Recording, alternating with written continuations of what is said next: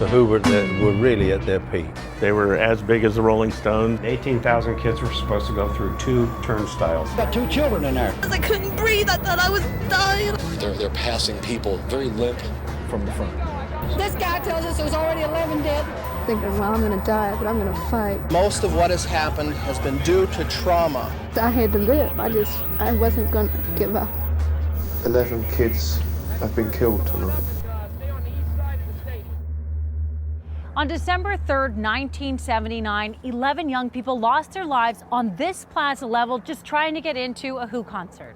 I'm Tanya O'Rourke. I grew up here in Cincinnati, in a little town called Finneytown, where 3 of the dead lived. We take a look at that horrible night through the eyes of those who were there, those who lost their loved ones, and the surviving members of the Who, Pete Townshend and Roger Daltrey, and their longtime manager who was there that night. All these lives rocked by one unfortunate set of circumstances that led to a terrible tragedy. Well, 1979, I'd say the Who were really at their peak. They were as big as the Rolling Stones. They were as big as the Beatles. I mean, they were huge. The Who spoke directly to us. Their music, their lyrics, the energy. We want our audience to go nuts. You know, that's how we measure our success. The music is written with this energy. The Who was on the radio, you cranked your radio up and you drove around Finneytown. The music needed to be louder and louder and louder and louder. We were deafening ourselves every night. They're coming to Cincinnati, and the second we heard about it, couldn't wait to get tickets. That was cause for so many people. Just to have a ticket was a coveted commodity. It was huge, right? It was big time. It just didn't get any bigger than the Who. My name is Matt Wergers, class of 1979, Finneytown High School. I'm Steve Upson, class of 1979. My name is Mike Simkin from Finneytown, Ohio. I'm Tammy Hart-Fales, class of 1980 at Finneytown High School. My name's Bill Kirbishley. I'm the Who's manager, and I was also the manager in 1979. My name is Guy Nino. I was the chief paramedic for National Medic Service the night of the Who concert, December 3rd, 1979. My name is Dale Minkhouse. At the time of the Who concert, I was a lieutenant with Cincinnati Police Department. The sold-out show was here at then-named Riverfront Coliseum, with doors spanning both sides. But on this side, the West Side Plaza level, thousands of people showed up early to get in line for festival or general admission seating. We used to have something called festival seating, which you would go into an arena and you'd have no seats. So it was a big rush to get to the front. In those days, festival seating was quite common. You had certain reserved seats, but there was always an element down on the floor and down by the stage that was unreserved. Festival seating drew people very early in the day, because festival seating is a first come, first served. You know, those in the door get the best seats in the house or get right in front of the stage. So of course you want to be there first, get in, get great seats. Right, we were hoping to be on the floor. Be on the floor. And 10 rows back or yeah, whatever hoping. was the, yeah. right, was the goal. The goal. We wanted to make sure we got there early. A lot of other folks had that same idea. We got down there early that day, about 12 noon. We had never experienced a crowd gathering that early. Their Finneytown High School classmates, Jackie Eckerly, Karen Morrison, and Stephen Preston, were amongst the throngs of people on the plaza level early that night. I'm Ann Votaw, and I'm Stephen Preston's mother. Stephen was in the middle of braces. He had an orthodontic appointment the morning of the Who, and I said, I want you to attend your appointment tomorrow morning. And he said, I'm not going because I want to be first for the festival seating. That was the last time I talked to him. Jackie and Karen and Steve, I remember seeing them. They were probably 6 or 7 feet to our left. So we were all pretty close. It was just a normal touring day. Yeah, it was a normal day. We went to the venue. The doors were supposed to open at 6:30 p.m. And our estimate at 6:30 p.m. were 12,000 people were waiting to get in. That was unbelievable. We'd never, ever experienced that before. There were people who were starting to push from the back a little bit. I remember there was a group of kids who thought it was a joke to just run and jump up into the crowd. When the doors didn't open at 6:30, you could feel that very anxious, that whole crowd, that anticipation. The crowd got bigger, more boisterous. Next thing you know, you're kind of, fighting to keep your feet on the ground a little bit. You're moving involuntarily a little bit. The whole crowd was just moving. You had to move with them. There was no other way. It was that. Yeah, and at times feet were off the ground.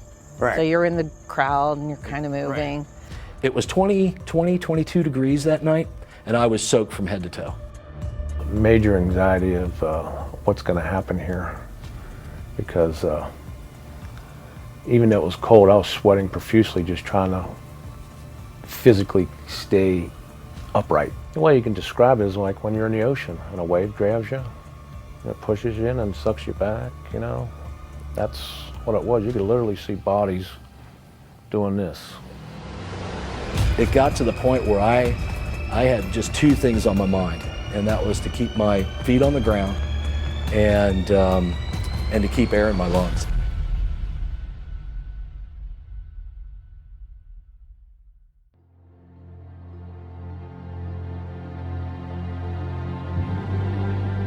It got to the point where I had just two things on my mind, and that was to keep my feet on the ground and to keep air in my lungs. When I could get to the point where I could reach my head above the crowd a little bit on my tippy toes and try to get some air, there was just this fog, this fog from people's breath, just hovering above this crowd. At some point, we heard some music playing inside. The crowd heard some music playing. At that point, I think everybody got really, really pumped up. People thought the show was starting. That's when it was like, the only way I can describe it is if you watch a documentary on bees, one of the bees will say something's going on and the crowd gets buzzed out, and that's what was going on. People just started freaking out trying to get to the doors. Of the 16 doors, according to Rolling Stone magazine, on the west side of the building, news and police reports say only 2 to 4 were opened, with thousands waiting to stream through. There were 18,000 kids, and they were essentially funneled across this walkway that led to the Coliseum, and then it was focused down to these 2 turnstiles. And 18,000 kids were supposed to go through 2 turnstiles and show a ticket at a Who concert, as if they're going to do that in an orderly manner. I don't care how many doors, I ain't blaming anybody, but something could have happened to make this event not happen so tragically. When the doors opened, I was behind the crowd, and you could actually see the crowd compressed by at least a third. I mean, it was unbelievable to see that many people just crush into each other. My 18-year-old mind, just being focused on getting in there and getting in the Coliseum, and all of a sudden they're passing bodies over our heads from the front of this crowd. They're passing people very limp, maybe passed out, maybe even worse people, and that's when I thought to myself, oh, this is really serious. This is not good. Steve and Doug, the gentleman, his friend from Purdue, kind of They were having locked. trouble breathing. Yeah, and so so they kind of, we locked our arms like that, and the girls were in between our arms so they could actually get a decent breath. My girlfriend at the time, she was getting so smashed that I couldn't hold her anymore. I actually have to lift her up so she could get air. And I actually went down on the ground, and Doug, who, thank God he was really tall, he just kind of like grabbed me up. But as you're going down, there's other people going down too. I mean, It was, and people were yelling, back up, but 10 people back, first you didn't know what was going on. Right. And it was impossible to back up because it was that congested and tight. At that point, I noticed I was starting to lose breath a little bit. It was a very, very tight squeeze. You know, if you push down, you're pushing on someone to get up, and you can't, there's no ground to step on. You're stepping on like an ankle and your foot's slipping. You're not getting a solid stand. I remember I was with all of my strength from an 18-year-old, probably 145-pound guy, you know, trying to keep some room between my body and, you know, just keep some space. People running, pushing, jumping over walls, barricades. I literally seen people being pushed up in the air and walking on people into the door, and a guy grabbing on the awning before the door and swinging himself into the building. I'm sorry. What just happened there? Goosebumps. Like I fell in a cold lake. Why? Because it's a very traumatic time of my life. 40 years of thinking about this and turning it over, and the circumstances surrounding it, I still haven't completely assimilated. I would have never imagined, you know, people being killed trying to get into see a concert.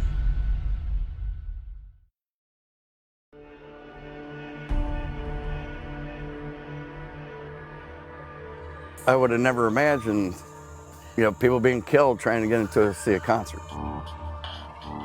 Multiple accounts say Stephen Preston was near Karen Morrison and Jackie Eckerly when the crowd surge started.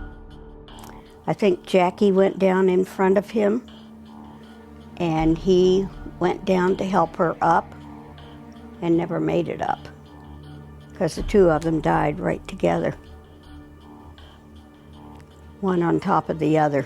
My friend is there 1 minute and I never see him again.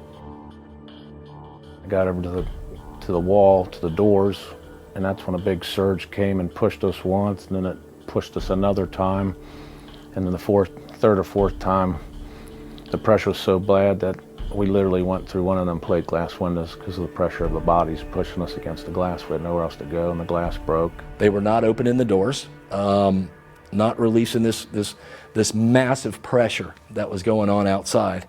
I don't know if you've seen any pictures of the clothing stacks that were at the side of each door that had been opened. When these people came through that door, it was like they're being put through a hamburger masher, you know, literally, and their clothes are being peeled off of them as they're coming through the door. I stood up and I looked at the doors and all the glass, and hundreds and hundreds of faces pressed up against the glass. Another vision I'll never forget. And just people trying to get in, just humanity pressed up against this glass. And it was shortly after that door opening that we started getting information there were people down in the crowd. But the crowd was so compressed, we couldn't get in. I had 7 code blues all at once, and I had to decide which patient to work on. And my only criteria was who was the warmest and the pinkest. That was it. I had no idea what was going on. I had no idea what had happened. All I knew was I had to do what I had to do.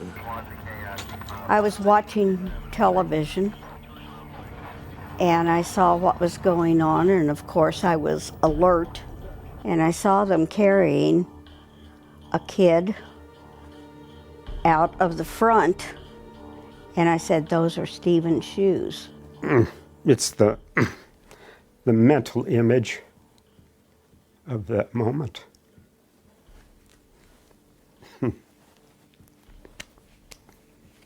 Yeah, it was hard. Just imagining being there. I don't imagine. Eventually, we had every rescue unit, EMT, paramedic unit in the city was at the Coliseum. I mean, we ended up, 11 people died, 25 were transported to the hospital, and we probably had another 50 to 75 that were treated at the scene. Bill Kerbishley, the band's longtime manager, didn't tell the band what happened until after the show ended.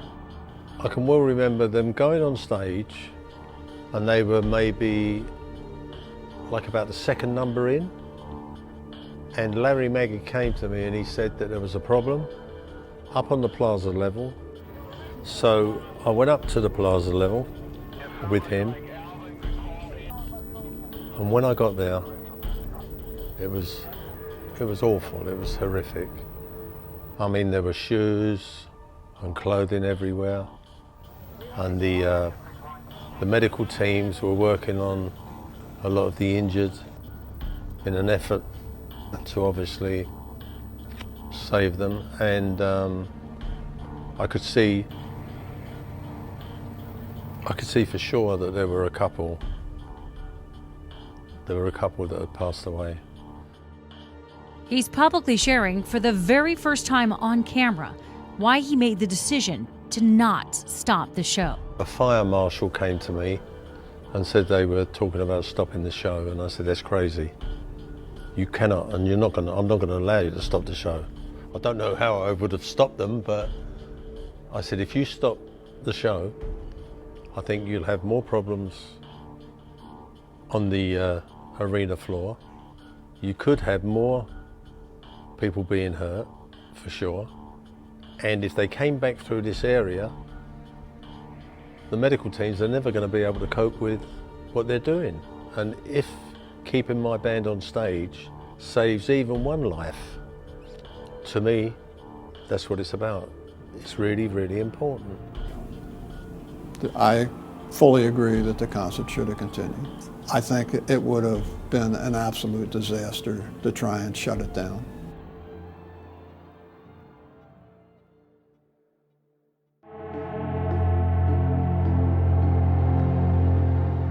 I fully agree that the concert should have continued. It would have been an absolute disaster to try and shut it down. It was our manager, Bill Kirbishley, who was at the scene of the accident and was fighting with the police and the fire marshals because they wanted to stop the show, which would have been an absolute disaster because you would have had the crowd that was already in the hall trying to get out over the rescue workers trying to save people on the ground. So that he possibly averted an even more calamitous event, and he never really has been thanked in the right way. But I can remember a couple of moments in the show where I just remember thinking, God, this is such a great show, and it wasn't. You had no idea that anything had happened? No idea at all.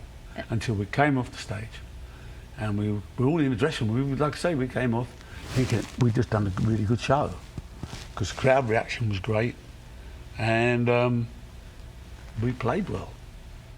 It's the first concert I've ever been to. I was waiting for it to end, if that makes any sense. I just wanted to get out, and I don't know why we just didn't get up and leave. We just kind of sat there. We just sat there. I don't think we stood up, we didn't clap, we didn't dance, we just sat there. Sat there. In some ways, it's more difficult to see someone, a medical team, trying to save someone than it is to see someone who's actually passed away. Because your emotions and every part of your body is willing them to bring that person back. I remember the concert was a good concert. I remember feeling good about the show. It was one of the best shows we played on the whole tour. Came off stage and Bill Kirbishley came in and said, I've got some really bad news to tell you, and started to explain it to us. And I said, look, go back, only do 2 songs. We've got a real serious problem. I'll explain afterwards. I think they sensed that it was something really serious, you know, by my tone and everything and demeanour, that there was something serious. So they went back on, played the 2 songs, came off. I took them into the dressing room and I told them. And that was like being whacked with a baseball bat around the head. It was just a shock. And I think we did the rest of the tour without really talking to hardly anybody, in total silence. We hardly spoke to each other. We never spoke on stage, we just played our music. We just lost ourselves in our music. It was kind of weird. And it just didn't feel any way to make it right. I went through two phases, you know. One was, of course, tremendous upset and concern, but the other was incredible anger that we had been performing while this was going on. So from feeling like you had the greatest show ever to finding out 11 people were kicked out. And then we handled it really badly afterwards. We just handled it really badly. This is just my view. Roger will have a different view and Bill will have a different view, but I believe we handled it really badly. What we did is we left the city, and we shouldn't have done. Because what happened with us is we had a show the next day in Buffalo. So we spent the night, we couldn't sleep, we got drunk, we sobered up, we got drunk again, we didn't know what to do, we didn't have anybody come and talk to us, we really didn't know what to say or think or feel. And then we got on a plane and we went to Buffalo. I really felt that this was a little bit like being in a plane disaster and then never getting back on a plane again, you know, a fear of flying. So I really felt that if they didn't play another concert, they may never play again. It was just after we lost Keith Moon. We were a wounded animal. I have to say that. We weren't playing at our best. Pete was having, you know, kind of problems with substances. So it was a very traumatic time for us anyway, as a band. I think one of the things we were concerned about is it probably would have taken me 2 days to sober up, you know, because I was drinking flat out all the time. What I stressed to them was that this was really no fault of theirs. You know, they were totally and absolutely unaware of it. I mean, it could have been something that happened in the car park, for instance. You know, they were totally disconnected from it. It wasn't of their doing. I don't think we could have done anything different than we did in the end. I don't think it would have helped if we'd stayed. What could we have done? We couldn't have brought them back to life. We ran away is what we did. I'm sorry, but that's what happened. We ran away.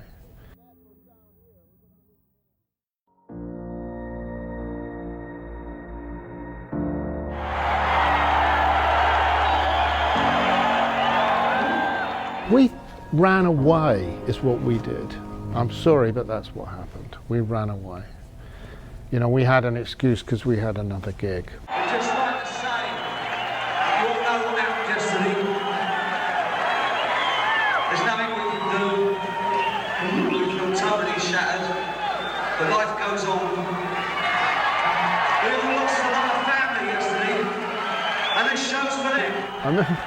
I remember when Roger said, "This is for the kids of Cincinnati." You know, I just think, we're in the wrong city. We're in Buffalo. You know, I know what he meant, but I just thought it was dumb. You know, we shouldn't have been performing at all. And not his fault, but you know what I mean. I love Roger. You know, just that was his response, and mine was probably just to drink another bottle of brandy, so not much better. We should have stayed. We should have stayed. Now I'm absolutely positive that I made the right decision. It's difficult. You know, you make a decision like that, you're always going to be second guessed, or someone's going to say, what if? But you know, there are no what ifs. What if there were no festival seating? We wouldn't have lost those 11 youngsters. What if it wasn't us and it was another band, which it quite easily could have been, you know? I still don't have adequate words to explain the feeling and the emotion I had there, you know? To be surrounded by all of that and to see it, and you know, it was difficult, very difficult. Despite everything, I still feel very inadequate. And for me, I don't know about the guys, but for me, I left a little bit of my soul in Cincinnati.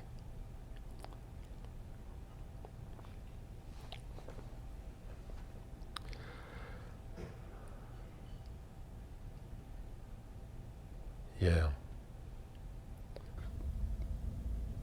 I'm still very traumatized by it. It's a weird thing to have in your life. It's a weird thing to have in your autobiography that, you know, 11 kids died at one of your concerts. It's a strange, disturbing, heavy load to carry. No, you don't feel guilty, but equally you do think, well, if we hadn't been playing a show in Cincinnati that night, 11 people would still be alive. 11 young people lost their lives that night, all of them from the greater Cincinnati area. Walter Adams Jr., Peter Bowes, Connie Sue Burns, David Heck, Tiva Ray Ladd, Philip Snyder, Brian Wagner, and James Wormuth. Plus the 3 from the tiny community of Finneytown, Stephen Preston, Karen Morrison, and Jackie Eckerly. This is the yearbook, the year she was a sophomore when she died. Jackie was a social butterfly. Yes. She could have done anything. I don't know what she would have chosen, but she would have definitely had a different life than we did. I think it still would have been a humble, kind life, though. Oh, definitely.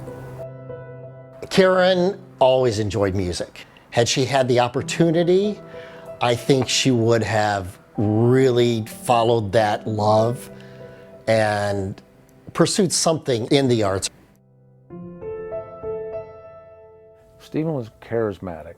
He was the guy that would always make you laugh. He was just a guy who was just filled with joy, and that spread to everybody that he was around. I think he would have gone into the arts, but he loved music ever since he was, I don't know, 3 years old. I think what was very hard, it was such a freak accident that was hard to digest. It was hard to understand that you could be waiting in line for a concert and die. She didn't get to enjoy her life. And because of that, her parents didn't get to enjoy their life. It changed us enormously. Is there still a hole in your life? Every December 3rd? It's very difficult. We get a poinsettia in memory, just to have Christmas, you know, with him. That night, especially losing 3 dear ones, it sent a shockwave through this town and through our people that's indescribable and everlasting. It took the security or safety of Finneytown that anything could happen, you could die, you know, made it seem too real. That was about it. It's something as innocent as going to a concert. Yeah. What happened that night changed us all. It changed everything. We were carefree, you know, partying, a bunch of kids who threw caution to the wind quite a bit, lived somewhat dangerously at times. You were 22. You were not much older in some cases. And some of the victims. That's right. You said that you're still traumatized by this in some ways. How has that manifested in your life? I think it's manifested through me eventually and really quite quickly despairing of The Who, and eventually leaving them in 1981. I announced I was going to leave the band. It was just a couple of years after the accident. You know, I just left the business in the end. And that was caused by the tragedy? You know, I think it was very much a part of it. You know, one of the reasons maybe why the scar has been tricky is because, wow, you know, this is the first conversation in depth that we've had about this ever. Are you saying to me, this is the first in-depth conversation you've had about this? Yeah. The first dedicated conversation about the accident. Yeah. It took a long time for me to get it off, the weight of it off of me. It had completely enveloped me. And what I mean by that is whatever it might be, every half an hour or hour of the day, it would come back to me. The whole horror of it, you know, and seeing what I'd seen. And thinking about the parents of those youngsters. because the real pain of death is with the living. Yeah, the scars will never go away. They never do, that kind of grief, you know. I think it's like the scars of someone coming home from a war zone. You know, they just sit with you. It's so different when you're dealing with a disaster that's a distance from you, and it's maybe strangers, you know. You can have an empathy with something that happens, but when it's your fans, and they're such loyal fans, and they love your music, and they love you as a band, it's losing family. That's what it is. I just wanted to shout out, it's not my fault. You know, that's where I came from. You know, this is just not my fault. And I felt also that if I said sorry or if I apologized, that in some way that would be misinterpreted. You know, that I didn't feel responsible. I don't feel responsible, but of course I'm terribly, terribly, terribly sorry for the families. As time went on, I can tell you that it wasn't the band's fault. And I can tell you that we never blamed the band. We never blamed the band. But I never did think it was the Who's fault, because the Who were doing a gig. They go from town to town, they show up, they do their job. Talking about it is definitely a healing process. I think that talking about it here and knowing that it's going to go back to Finneytown, to Cincinnati as a whole, adds another layer for me to the healing process. They didn't die in vain. Safety was improved at venues. For a long time we didn't allow festival seating after that at our events. We had to have seats. The whole festival seating and what happened, it didn't just change here in Cincinnati. It's spread across the country. Well, the fact that festival seating was banned for a while, and I thought that was a very good thing. Now, guess what? They're doing festival seating again. But don't people learn?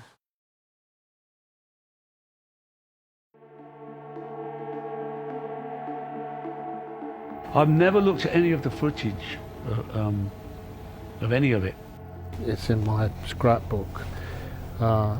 It's not easy reading. It's not, the pictures are hard to see. You know, you can see people that are covered up. There's obviously dead bodies there, you know, so you can actually see some of the kids who died. It's very, very moving and disturbing. Now, I've only maybe got 20, 30, 40 people that I remember who've passed in my life that I really care about. But, you know, the 11 from Cincinnati are part of that number. It's 40 years since the event, and Finneytown High School runs a foundation in honour of the 3 students that they lost, which is a very worthy cause. And we're talking about it because I think, you know, the parents and the people of Finneytown need to be applauded for not letting go of the memory of those people that didn't make it that night. I think it's really good. So what they've done is created 3 scholarships, again in the 3 Finneytown students' names, and they award 3 scholarships each year to a graduating senior who's going to be pursuing something in the arts. And we got the memorial plaza there. We have a memorial shadow box inside. I like the fact that they're giving scholarships to kids. It's very nice that he's remembered that it's not just pushed under the rug. So maybe it wasn't all in vain. Well, God, one hopes that something good comes out of it. And you know, the fact that the families and members of the community in Cincinnati have put a foundation and a scholarship and endowment for this is probably one of the nicest things that you could do to remember the people who died and the people that were hurt. It's nice to have you here. I went to Finneytown last year, and I'm really glad I did, and saw the wonderful work that they do there with their scholarships for the 3 3 people they lost. When he first arrived, he wasn't quite sure what we would feel like, but everyone had open arms because no one felt that he was at fault, and he was more comfortable as our visit went on. So you were in the doorway? Yeah. I just thought it was very, very important for me to convey one message to Roger, and that is, I want you to know that we never blame the band. And I got a chance to tell him that. And it affected him. I could tell he was struck by it. Since last year, since going there, I felt a lot better about it. But every time it comes around to December the 3rd, it's in my mind. I thought it was just so important that Roger even came, spent the time to come to Cincinnati to visit the families. It was just so amazingly kind of him. Maybe it was good for him. I'd like to think it was. It lifted a load. Look what is happening because of Jackie and her friends. Look at the good that's happening here and the scholarships that are being given out. So it was senseless, yes, but it's doing good things. Something bad has been turned into something good. In the 40 years since the 11 died at the Coliseum, The Who has played in nearby towns, but they've never returned to play Cincinnati. I don't think they'll ever come back to Cincinnati. I think it would go a real long way for them to set it aside, come here and give some closure to those in need. They should come back and play. That would be lovely. I think it would be very cathartic for the band to play in Cincinnati again. I think it would allow them to move past the memories and create new memories. Is it time to come back?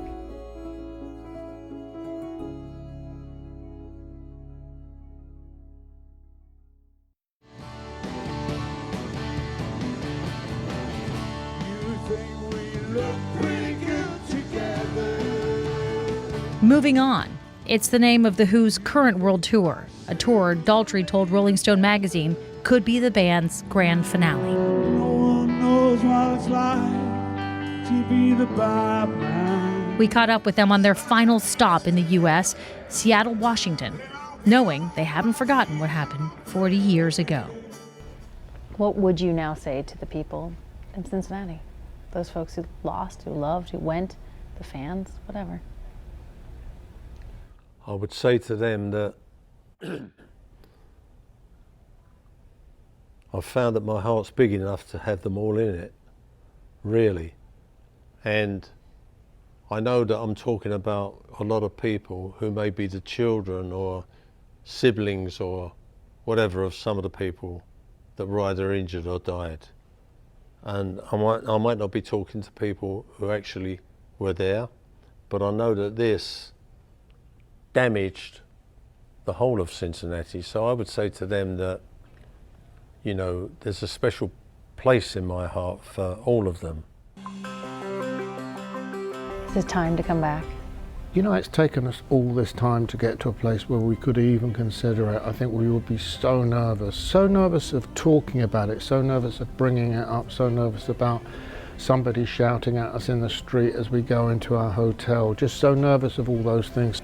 You know, I don't think we have done anything wrong, but I do think it also required a real push from the community in Cincinnati to make it clear that they wanted us back for a reason of reconciliation rather than accusation, rather than come back and pay your dues, rather come back and just be part of our family. And that's the message that we're getting now. And it has taken a long time, I think, for everybody to get to that place. But if they wanted to go back, I would be totally 100% behind it, 110% behind it. And if we went back, I feel that we could also help then the community to heal themselves as well. I'd have no objection to going back. None at all.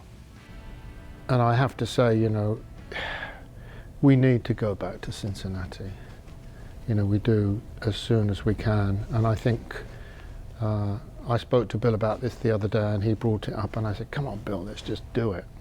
You know, let's just do it. Let's do the whole show for the endowment fund. Let's just go and do it. You know, it's nothing like it is ever going to happen again. And it would be such a joyous occasion for us and such a healing thing, I think.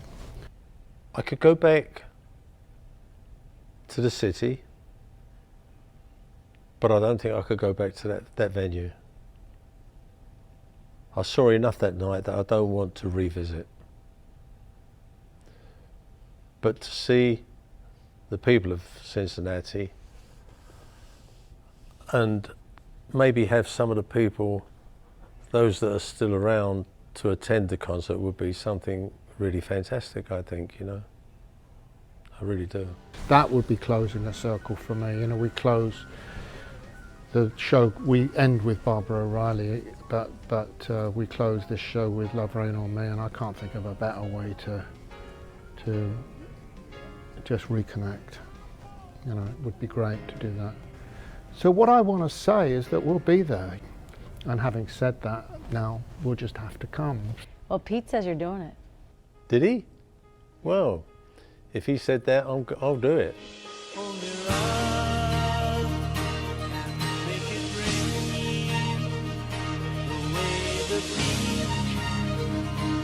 Kissed by the sea. Only love can make it rain, like the sweat of lovers laying in the fields. Love, rain on me.